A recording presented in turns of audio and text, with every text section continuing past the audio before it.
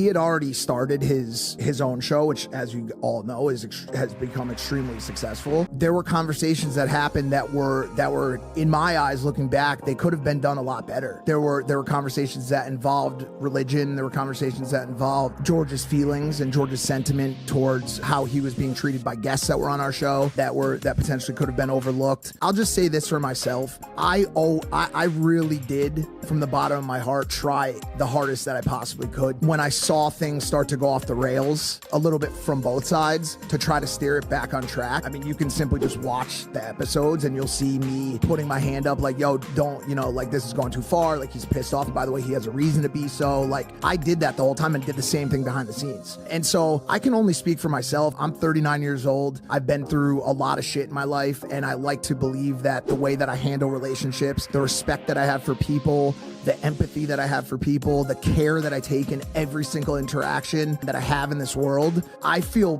fantastic about the way that I did in this situation. I ran into George the other day. I know you probably weren't going to say it because it was, I'm not going to say it. You could say it. I'm not. So I texted you about it. Obviously, it was the first time I'd seen him since everything had happened. I was on a plane down here, and I was sitting in my seat and, texting, and I look up, and there he is. What are the chances? There he is. Crazy. Yeah. Getting on the plane. On the way to Miami. On the way to Miami. Well, I mean, that's who's not coming to Miami this time. But I tell you though, it's not. Listen, there's a lot of people I've done business with for the last 20 years, and I've not ran into them at the airport. So it's pretty random. For I knew it was gonna happen eventually. It was serendipitous, and I knew it was gonna happen. He was with Belle, who they just got engaged. I'm sure you know, incredible. And honestly, super sweet girl. I mean, you can tell they're in love. They're both incredible people. George is an incredible person.